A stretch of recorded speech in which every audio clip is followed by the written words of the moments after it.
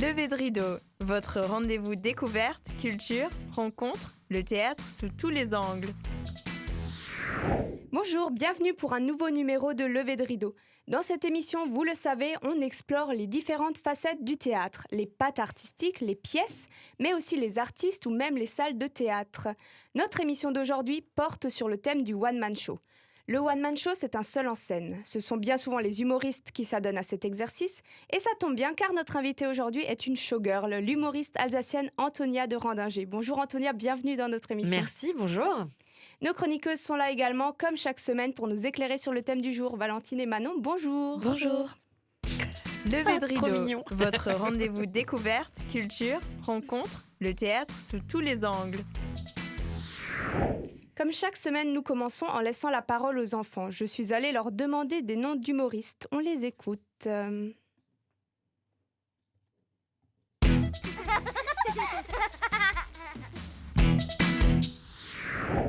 C'est mon frère. Il y a Gad Elmaleh, il y a Jamel Debbouze, il y a Kev Adams. Oui, moi j'ai un ami, mon beau-père qui est grave rigolo. Alors Gad Elmaleh, Kev Adams, Florence Foresti, Anne Romanoff, Ahmed Silla. Arnaud de Samer, Jérémy Ferrari, Florence Foresti aussi, ouais, voilà.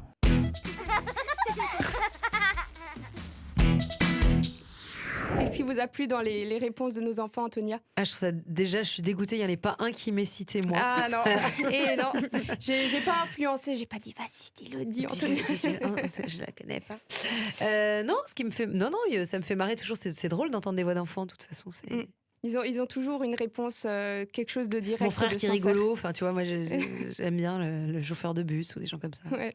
Vous avez toujours voulu faire ce métier ou bien vos rêves d'enfant étaient-ils différents ?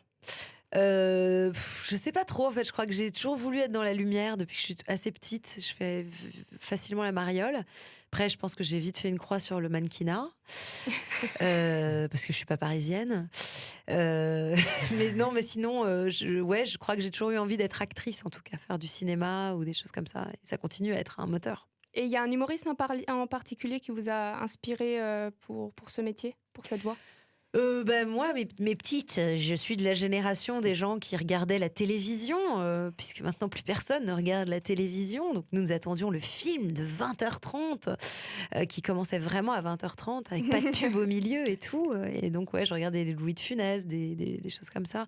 Donc moi, j'ai été un peu nourrie à cet humour-là, Jacqueline Maillan, au théâtre ce soir, des trucs comme dans cet esprit-là. Et puis après, plus tardivement, des gens comme Jim Carrey ou Dustin Hoffman voilà, moi j'aime bien les grands acteurs et qui sont très polymorphes, donc j'ai beaucoup de passion pour ces grands noms comme Jacqueline Maillan justement ou Jim Carrey. C'est un peu un grand écart entre les deux, mais je pense qu'il y a un lien.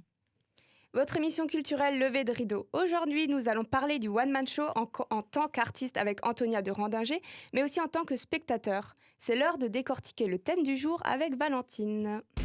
Levée de rideau, votre rendez-vous découverte, culture, rencontre, le théâtre sous tous les angles. Alors tout d'abord, bonjour à toutes et à tous et bienvenue dans Levée de rideau où nous nous penchons aujourd'hui sur le thème du one-man show. Enfin, faut pas trop se pencher quand même, sinon on risque de tomber. Comme vous pouvez le remarquer dans l'énoncé, le one-man show est un show. C'est une forme de spectacle parmi tant d'autres. Un show quoi. Un spectacle pour les non-bilingues. Et si vous êtes affûtés, vous remarquerez même qu'elle se démarque par plusieurs caractéristiques, comme celle d'être seule sur scène. One. Un. Pour les non-bilingues toujours. Et oui, ce sont typiquement ce genre d'artistes qui osent admettre qu'on est bien mieux seul que mal accompagné. Sans sous-entendre qu'ils sont égocentriques ou égocentrés, les humoristes sont souvent seuls. Ils ne font souvent confiance qu'à eux-mêmes et ne parlent évidemment dans leur spectacle que d'eux-mêmes. Ils ne font... Voilà, après, vous allez me dire qu'un humoriste ne parle pas forcément que de lui. Alors oui, il raconte aussi des histoires normalement drôles. En revanche, je ne pense pas qu'il soit allé demander à sa voisine quinquagénaire de lui raconter sa sortie hebdomadaire avec le boulanger, qui a toujours le chic de trouver un nouvel endroit gênant où poser ses gros mains. Dégueulasse. Ces grands solitaires, donc, essayent par maintes recettes de nous faire rire. Rire, vous savez ? Cet étrange réflexe qui se manifeste par des enchaînements de petites expirations saccadées, accompagnées d'une vocalise inarticulée plus ou moins bruyante. ha ha ha, ha. Voilà. Bon, pour certains, le rire peut être accompagné d'autres mouvements plus ou moins contrôlés, souvent accompagnés d'une mimique particulière. Vous savez, provoquée par la contraction de muscles faciaux, entraînant aussi l'ouverture de la bouche. Bon. Après m'être attelée à ce difficile exercice qui est d'essayer de faire rire les auditeurs et les personnes ici présentes, revenons-en aux choses sérieuses. Même si l'on nomme cette forme de spectacle one-man show, il n'est aucunement, nullement écrit où que ce soit que c'est exclusivement réservé aux hommes. Notre grande invitée du jour peut en témoigner. N'est-ce pas, Antonia ? Tout à fait. Tout à fait, vous avez raison. Heureusement qu'il y a une manière de nommer les spectacles d'humour en solitaire joués par les femmes. C'est ce qu'on appelle les one-woman... Ah oui, c'est Les pas facile. one-woman... Je vais y arriver. Les one-woman shows. Évidemment, il y a des choses qui sont plus difficiles pour nous, comme d'habitude. C'est toujours difficile quand ça nous concerne. Non. Pas de victimisation de la femme, s'il vous plaît. C'est, disons, toujours plus dur. Davantage accompagné d'embûches et d'embuscades pour les êtres humains de catégorie, de sexe, de genre féminin. C'est toujours compliqué de s'exprimer sur ce sujet, vous savez. Faut choisir les bons mots. Ça demande un réel travail d'écriture en amont. Comme pour les humoristes. Mais eux, ils ont aussi une robustesse importante pour assumer ces performances de seul en scène. En plus, ces drôles de solitaires se doivent également de pouvoir rebondir sur un imprévu, répondre avec répartie à ce compte spectateur qui balance une meilleure vanne que lui. Alors, le principe, vous l'avez compris. Le one-man show, c'est titanesque. Merde. Mais si les hommes peuvent être des titans, les femmes ne peuvent pas être des titanes, ça n'existe pas, ça. Enfin bon, même si les titans sont des géants presque invincibles, le titane l'est aussi. Mais lui, au moins, il brille. Bravo. Merci beaucoup Valentine pour cette présentation du métier d'humoriste tout en humour. Et Antonia, dans tout ça, est-ce qu'il y a du vrai ? Est-ce qu'il y a des choses... non, il y a beaucoup de choses vraies. En plus de ça, c'est vrai que le one-woman show, moi je déteste ce terme, je l'utilise jamais. Je dis que je fais du seul en scène et j'écris seul, avec un E à la fin. Parce que d'abord, souvent dans j'imagine qu'on va en parler, mais souvent dans le seul en scène aujourd'hui, dans le one-man show, il y a une forte influence des États-Unis avec le stand-up. Et moi, je fais pas du tout de stand-up en fait. Je m'adresse pas du tout au public. Je ne lui parle pas du tout de moi. Je lui parle du monde, de la vie, de la société. Enfin, c'est très tarte à la crème de dire ça, mais c'est vrai que les humoristes ont tendance à décortiquer un petit peu les absurdités de la société dans laquelle on vit. Moi, je le fais, mais à travers des personnages, des situations. J'ai un comique très situationnel et moi, je parle beaucoup du corps. Et aujourd'hui, là, ça commence à venir. Et il y a beaucoup de filles qui se mettent à parler de cup, de féminité, de féminisme, du corps, des tabous, etc. Moi, j'ai envie de dire, je me situe pas comme une précurseuse ou un dinosaure, mais moi, je fais ça depuis 15-20 ans. Ça fait 15-20 ans que je parle de règles, que je parle de trucs comme ça. Et aujourd'hui, c'est super tendance de le faire et... il va falloir que je trouve autre chose à un moment parce que ça commence à être très très débattu en fait. Donc, ce qui vous plaît dans cette forme, finalement, c'est de pouvoir transmettre, même si vous vous adressez pas directement à lui, vous lui transmettez des choses ou des... Oui, mais de toute façon, le spectacle transmet des choses. Mais en ce qui me concerne, moi, j'ai pas du tout un humour politique, dans le sens où je me sens pas du tout influenceuse.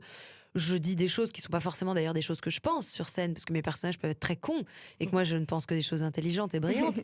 mais vrai, c'est vrai que voilà, moi je joue des imbéciles, je joue des gens qui sont ni de mon bord politique ni religieux, etc. Et j'aime bien justement me dire que je me cache derrière ces personnages-là pour simplement souligner des traits de la société qui, moi, me marquent. Mais le spectacle en tant que tel n'est pas du tout intellectuel dans sa démarche. C'est très con, à la base. Enfin, à la base. Après, ça devient brillant, mais... Lever de rideau, c'est l'émission qui vous embarque dans le théâtre. Chaque semaine, un nouveau thème est exploré, éclairé et embelli en compagnie de notre invité. Il est temps d'ailleurs de faire un zoom sur notre invité du jour. L'humoriste Antonia de Randinger est originaire de Schiltigheim. Son premier one-woman show, date de 2002, mais c'est dans l'émission On ne demande qu'à en rire sur France 2, présentée par Laurent Ruquier, que la productrice Catherine Barma la désigne comme la révélation féminine de l'émission. Son succès lui permettra de participer à de nombreux festivals comme le Montreux Comédie Festival ou le Marrakech du Rire et j'en passe.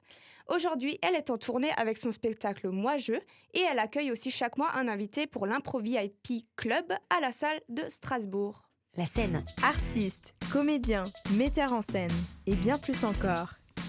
Zoom sur l'invité du jour. à la scène de Strasbourg. Désolée Antonia, C'est pas grave. ça commence bien pour les news sur l'invité. Alors pour commencer Antonia, comment est-ce que vous définiriez justement, on en a déjà un petit peu parlé, votre univers à vous du seul en scène? Et bien justement, si on prend les humoristes qui étaient cités tout à l'heure par les enfants, qui sont Ahmed Silla, moi j'aime beaucoup le travail d'Ahmed parce que justement il est à la fois sur du stand-up et sur du personnage, un peu comme Gad Elmaleh d'ailleurs. Moi je dirais que mes influences à moi sont plutôt des gens comme Sylvie Joly, Philippe Cobert ou même Albert Dupontel. Donc des gens qui sont vraiment dans quelque chose de très truculent, de très fort dans l'incarnation du personnage. Voilà, c'est un peu ça ma marque de fabrique à moi. Puis c'est les voix aussi. Les gens qui me connaissent savent que dans le spectacle, je fais plus de 24 personnages, des hommes, des femmes, des enfants, des gens de toutes les extractions sociales et des origines sociales et géographiques aussi. J'aime beaucoup faire des accents qui viennent d'autres pays et je crois que j'ai la facilité pour le faire. Voilà. Donc je parle plusieurs langues. J'en profite aussi un peu sur scène pour faire des Allemandes, des Américaines, des Japonaises, des Marocaines. Voilà, j'aime bien ce tour du monde-là. Donc, c'est plus les personnages qui jouent que moi sur scène. Et comment vous écrivez vos sketchs? Est-ce que c'est le personnage qui vous donne le texte ou comment vous créez vos personnages? Alors moi j'ai un processus créatif flemmard, je viens de l'impro et je trouve que c'est un formidable outil. Pour moi l'impro c'est une fin et un outil en soi. Donc après avoir essayé d'écrire face à un ordinateur un spectacle dans la douleur, je me suis dit mais finalement je prends tellement de plaisir à jouer sur scène en impro. Donc j'ai fait des solos d'impro pendant 2, 3, 4 soirées. J'ai filmé tout ça et puis j'ai gardé ce qui me paraissait intéressant. Je l'ai retravaillé et j'en ai fait un seul en scène. Puis j'en ai fait un deuxième seul en scène et là je m'apprête à commencer à travailler sur le troisième d'ici quelques mois maintenant. Voilà, puis ça me permet de voir que parfois le texte est bon mais le personnage est moyen. Parfois c'est le personnage qui est fort et le texte mériterait d'être un peu pimpé. Donc je travaille comme ça. Qu'est-ce que vous préférez dans ce métier? La scène, c'est vraiment un vrai bonheur, c'est sûr. Hein, une belle salle remplie qui vous renvoie plein de choses. On se rend pas compte quand on joue comme ça, mais parfois on sort de scène et on a des témoignages de gens qui sont dans des situations extrêmement compliquées et qui viennent vraiment se faire un shoot de respiration pour arriver à recharger les batteries. Et nous, on vient jouer avec notre background, ce qu'on est dans la journée, les petites merdes qu'on a accumulées soi-même. Et on se rend pas compte qu'on est face à des gens qui sortent de maladies, qui ont des deuils dans leur famille, qui se sont pris par la peau des fesses pour venir au spectacle et à qui on a apporté beaucoup plus que ce qu'on croyait être simplement 1h30 de bons moments. Moi, ça, c'est vraiment quelque chose que je trouve très gratifiant dans ce métier. Et puis après, le cinéma. Moi, j'aime beaucoup être sur les plateaux de cinéma, travailler en équipe. Moi qui suis très solitaire par mon métier, comme le disait Valentine à très juste titre. Ça fait du bien d'être en équipe. Et le cinéma, c'est une énorme équipe. À chaque fois, on est 45-50 sur le plateau. Et ça, moi, j'aime aussi beaucoup. À l'inverse, qu'est-ce qui est le plus dur ou qu'est-ce qui vous insupporte dans le métier que vous faites? Alors, il y a des petits trucs comme ça qui sont marrants, les gens qui me demandent si j'arrive à en vivre, par exemple. Alors, ça vient d'une question, je dirais, c'est pas méchant, hein, les gens se préoccupent de notre bien-être, nous, intermittents du spectacle. Bon, moi, je gagne très bien ma vie, donc je trouve ça toujours un peu, c'est entre la naïveté et l'insulte en fait. Je me dis comment les gens peuvent imaginer que je n'arrive pas à vivre d'un tel talent. C'est incroyable. Normalement, ça devrait être évident que je gagne des ponts d'or, donc je gagne bien ma vie. C'est pas non plus, j'ai pas la carrière de Florence Foresti justement, mais je gagne bien ma vie. Donc ça, c'est quelque chose. Et puis ce qui est dur aussi pour moi, c'est beaucoup de transport. Voilà, beaucoup de transport, beaucoup de trajets. Je fais 40 000 km par an en train.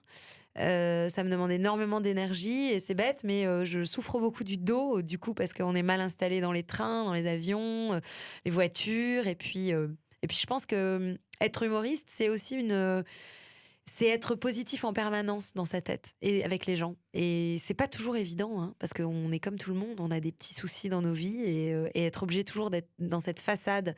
Alors, en même temps, c'est une méthode couée, hein, ça nous permet aussi d'aller toujours bien. Puisque finalement, on se passe notre temps à se dire qu'on va bien, à le répéter aux autres et puis à faire marrer les gens. Finalement, cette petite fêlure du clown blanc, on arrive à la colmater à coups de je vais bien, je vais bien, je vais bien. Et un peu de pinard de temps en temps aussi. Ça aide. On continue notre échange autour du one-man show, one-woman show, ou comme vous préférez, sur le seul en scène, mis à l'honneur dans notre émission Levé de rideau aujourd'hui. On explore l'univers de notre invitée Antonia de Randinger. Artistes, comédiens, metteurs en scène et bien plus encore. Zoom sur l'invité du jour. Alors Antonia, vous avez participé aux saisons 3 et 4 de l'émission On ne demande qu'à en rire. Qu'est-ce qu'elle vous a apporté cette expérience humainement et artistiquement parlant ? Alors, humainement, ça m'a permis de me rendre compte que la télévision, c'est un monde très très dur, en fait, dans lequel on exige beaucoup des gens et je dirais la rétribution en face est à la hauteur de ce qu'on attend d'eux. Moi, concrètement, je ne vais pas cracher dans la soupe. Cette émission, elle m'a permis, comme vous le disiez tout à l'heure, de faire le Marrakech du Rire, le Festival de Montreux et plein d'autres festivals très importants à Cannes ou des choses comme ça. Après, voilà, et je continue à surfer sur On ne demande qu'à en rire. Il y a beaucoup de gens qui viennent me voir. Et d'ailleurs, là, vous le disiez tout à l'heure, le 5 décembre, je reçois Cyril Garnier dans l'Impro VIP Club à la scène de Strasbourg. Cyril est aussi un des anciens d'On ne demande qu'à en rire. Il était en duo avec Guillaume Santou, qui après ça, Guillaume Santou a fait beaucoup de théâtre, etc. Il a eu un Molière pour son rôle dans Edmond. Bon, c'est un formidable comédien, Cyril. Je suis très heureuse de l'inviter. Je suis sûre que si on aura du monde, c'est aussi parce que les fans d'On ne demande qu'à en rire sont encore là. Ils ont très envie de venir voir les anciens. Moi, en ce qui me concerne, l'émission m'a beaucoup apporté, mais tout comme Vendredi tout est permis, m'a apporté des choses. Et puis les émissions qu'on fait, qu'on continue à faire, le Marrakech, tout ce qui est concrètement, tout ce qui est capté et rediffusé en télé, c'est toujours des impacts importants sur nos carrières. Après, c'est un iceberg, c'est la partie qu'on voit. En dessous, il y a beaucoup d'autres choses, beaucoup de travail, beaucoup de routes, beaucoup de tournées et plein d'autres choses. Je ne fais pas que du seul en scène. Justement, vous présentez et participez chaque mois à l'Impro VIP Club à la scène de Strasbourg. Est-ce que vous pouvez nous dire un peu plus sur qu'est-ce que c'est, le déroulement, comment ça se passe ? Alors le principe, c'est que j'ai la chance justement par le biais du théâtre, du cinéma, de mes rencontres sur les plateaux télé, dans les festivals, etc., d'avoir rencontré des gens qui me paraissent très intéressants parce qu'ils développent un univers tout à fait propre à leur art. Et j'ai décidé d'essayer de les inviter une fois par mois pour faire un spectacle qui soit adapté à mon invité. Donc en fonction de l'invité que j'aurai, je décide de faire un spectacle qui soit plus ou moins musical, plus ou moins théâtral, plus ou moins cadré. Voilà, je sais qu'il y a des gens qui sont pas cadrables. Je vais recevoir en avril, si je ne m'abuse, Fred Blin des Chiches Capon. Je pense que les gens qui connaissent l'univers des Chiches Capon savent que Fred Blin, c'est pas quelqu'un qu'on arrive à canaliser parce qu'il est complètement taré. Et en même temps, c'est un univers que je trouve assez génial. Parce que c'est un univers très clownesque. À l'inverse, en janvier, je reçois Ibrahim Malouf, qui vient, qui est le grand trompettiste, pas que de jazz, mais de rock aussi, qu'on connaît, et qui a été multi-victoirisé aux Victoires de la musique, qui a eu un Oscar... un César, pardon, pour la musique du film Les Plaines de Sibérie. C'est un formidable musicien, puis c'est un showman aussi. Donc je me suis dit, tiens, comme on se connaît à titre personnel, je vais lui proposer de venir faire de l'impro avec moi. Et donc il va faire l'acteur, mais il va faire, évidemment, il y aura un personnage de musicien, ce qui fait qu'on sait qu'on aura des envolées lyriques à un moment ou un autre. Et puis à côté de ça, j'invite Oldelaf en mars, je crois, je ne sais plus, février, Oldelaf.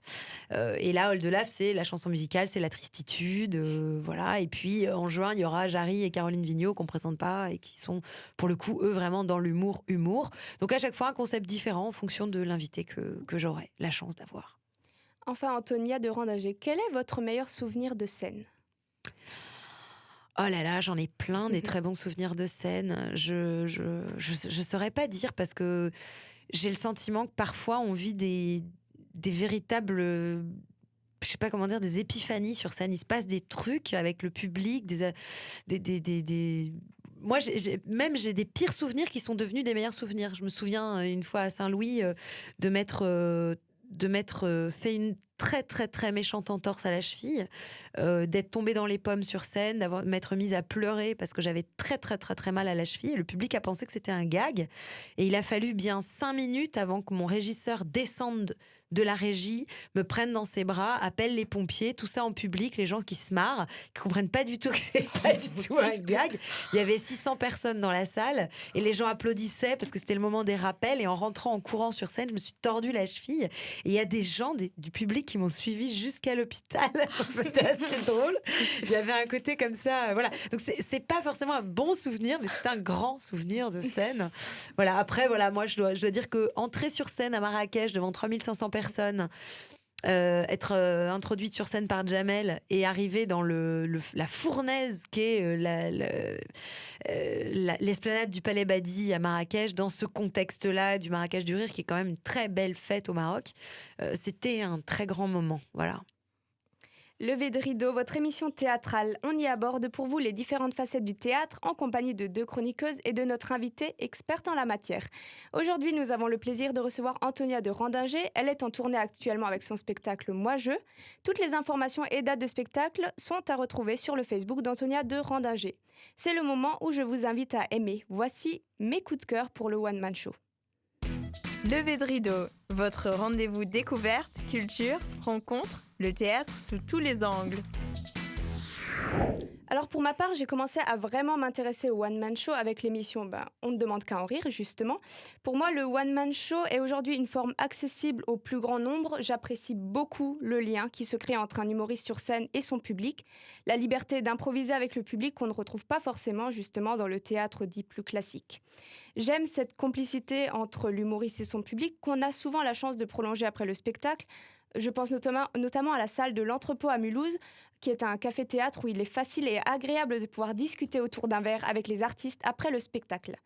Et mon péché mignon à moi dans le One Man Show, et bon, je vois déjà les chroniqueuses autour de la table qui sourient, c'est l'univers de Dark Smile Productions. Dark Smile Productions rassemble des artistes piquants comme Jérémy Ferrari, Laura Lone et Guillaume Batz.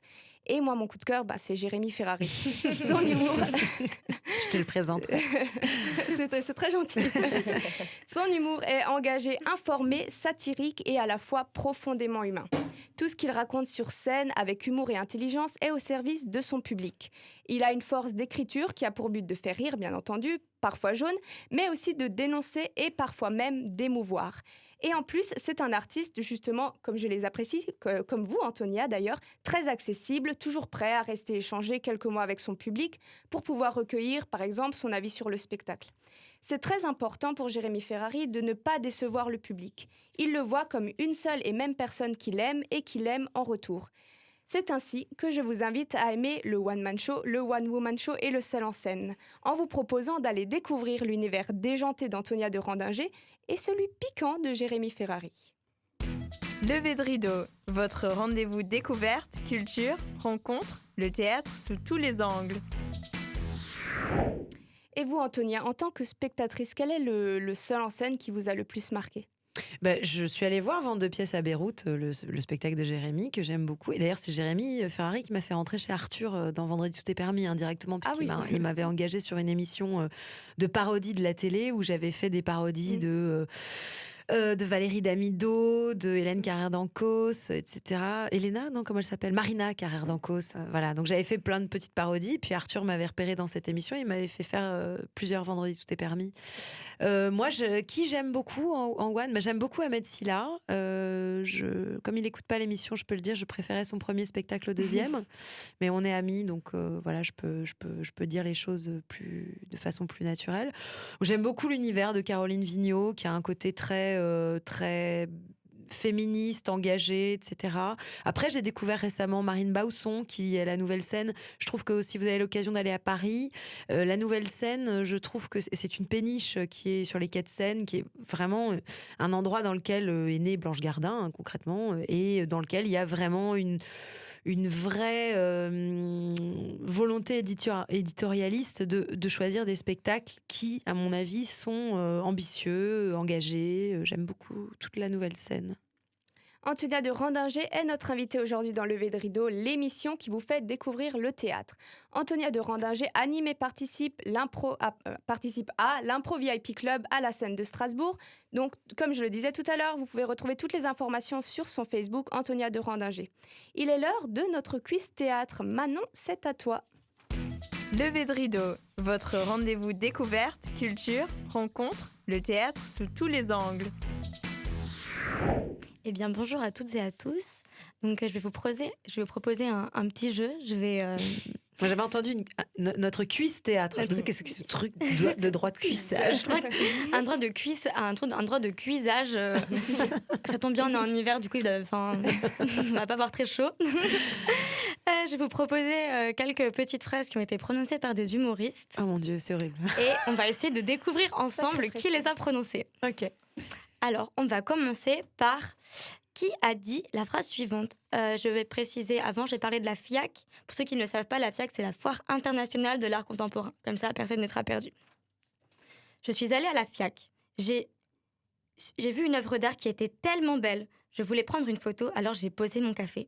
Et quand j'ai voulu reprendre mon café, il y a un mec qui est arrivé et qui m'a dit « Touchez pas, c'est une œuvre d'art !» Et moi, j'ai dit au mec « Mais c'est mon café !» Il a dit « Non, maintenant, c'est une œuvre suédoise et en plus, elle est signée. » Qui c'est qui a dit ça? Je sais pas. Est-ce que c'est une femme? Non, Est-ce que c'est Gad Elmaleh? non.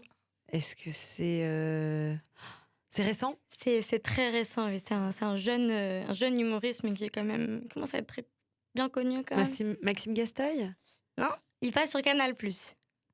Ah ouais, mais là, je sais pas qui ça peut Alors être. là, Canal+, moi, je sèche. Allez, on donne notre langue au Allez. chat. Allez, c'est Roman Frécinet. Ah, Roman Frécinet, ouais. J'aime beaucoup son humour, il est très impactant. Puis bon, là, ça parle bien de l'art contemporain. Et puis tu l'as tellement bien fait, moi j'étais au spectacle, franchement. Comme dirait Duchamp, c'est le regardeur qui fait l'œuvre. Si on décide que c'en est, C'est que vrai, c'est une c'est œuvre, pas et la faux. signature également.